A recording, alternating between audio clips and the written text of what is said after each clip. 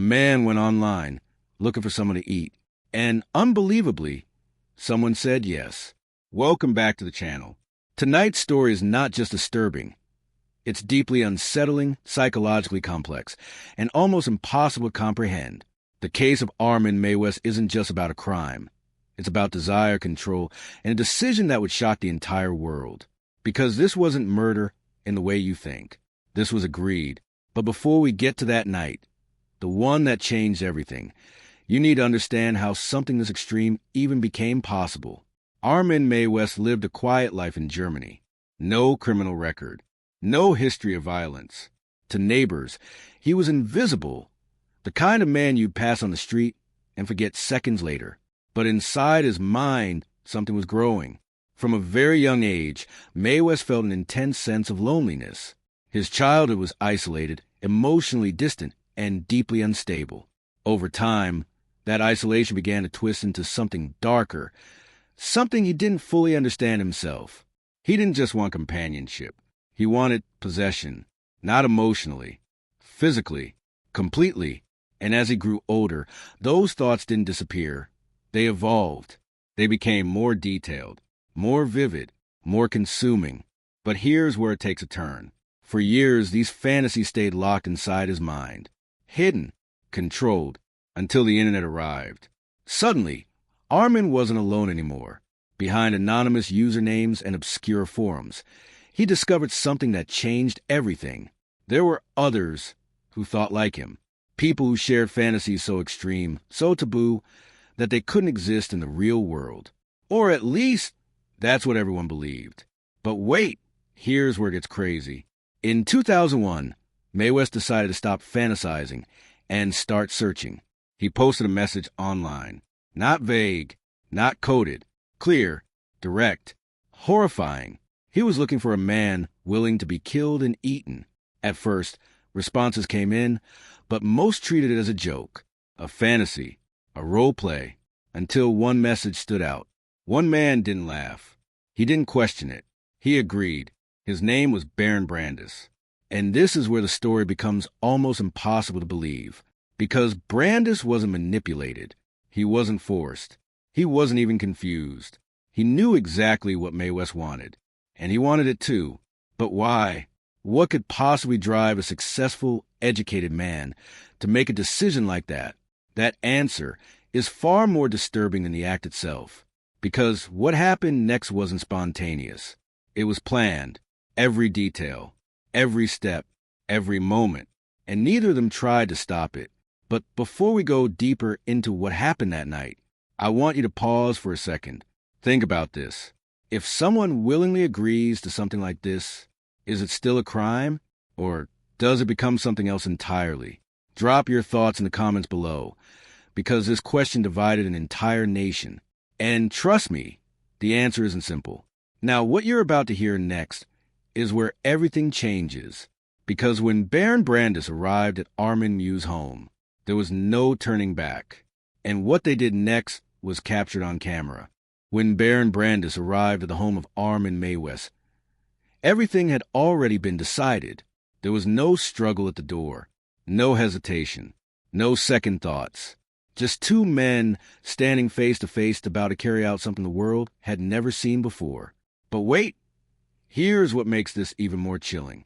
Before anything happened, they sat down together. They talked. They laughed. Like this was normal. Like this was just another meeting between two people who had finally found exactly what they were looking for. Because in a twisted way, they had. Brandes wasn't afraid. In fact, reports later revealed he was calm, even willing, almost as if he'd accepted his fate long before that night. And Meiwes? He wasn't acting out of rage. He wasn't acting out of desperation. He was fulfilling a fantasy he had nurtured for years.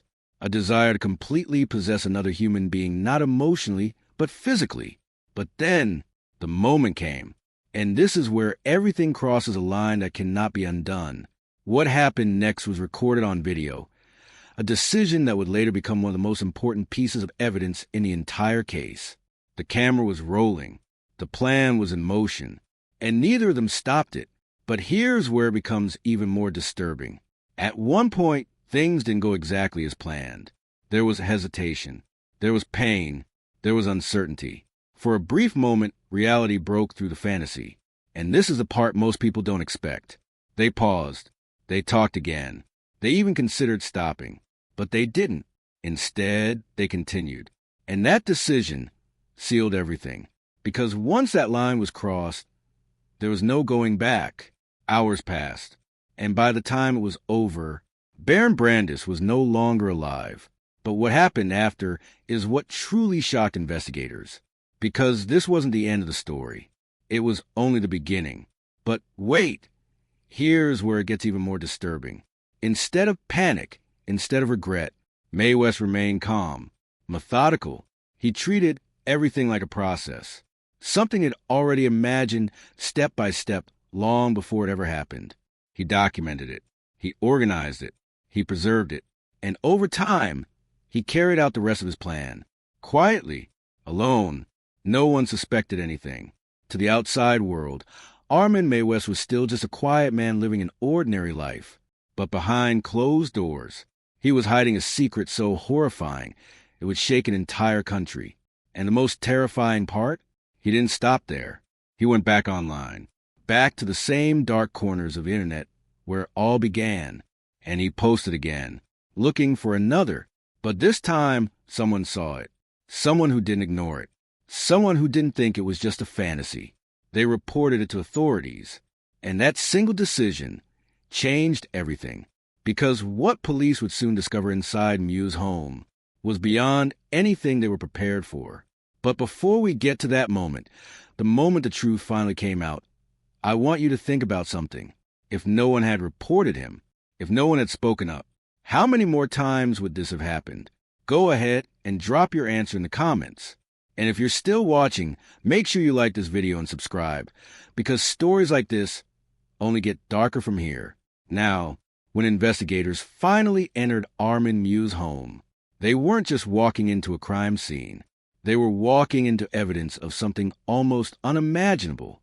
And what they found would confirm every nightmare and raise even more questions and answers. When investigators stepped inside the home of Armin Meiwes, they didn't know exactly what they were about to uncover. At first glance, everything seemed ordinary. The house was quiet, organized, almost too normal. But that illusion didn't last long, because as they began searching, they started to find things that didn't belong.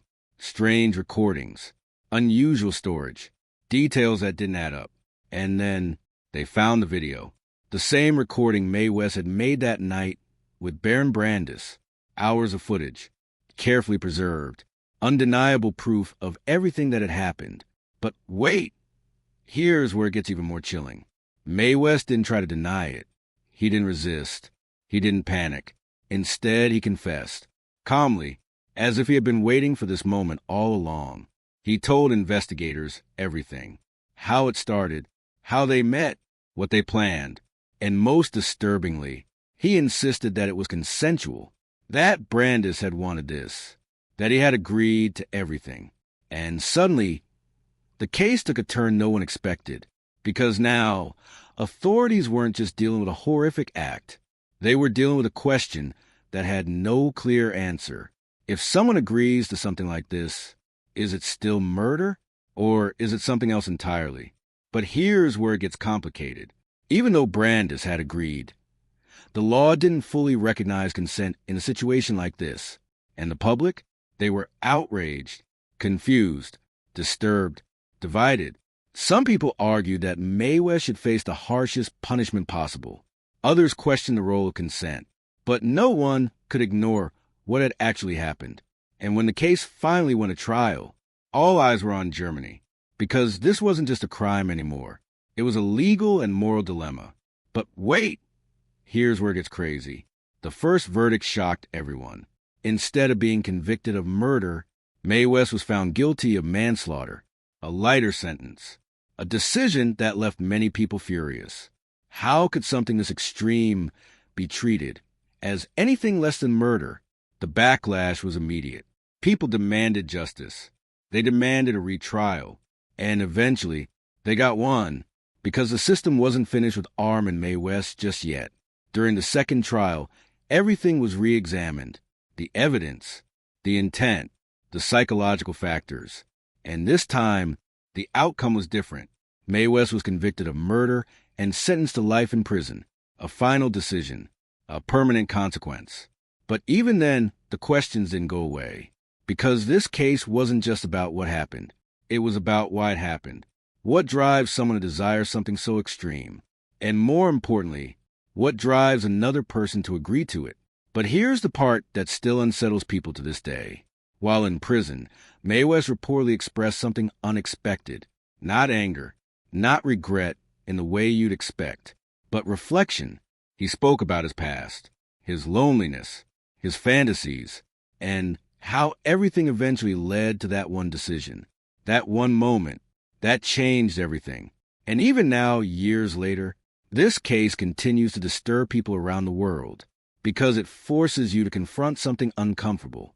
The human mind is capable of things we don't fully understand, and sometimes the line between victim and participant isn't as clear as we want it to be.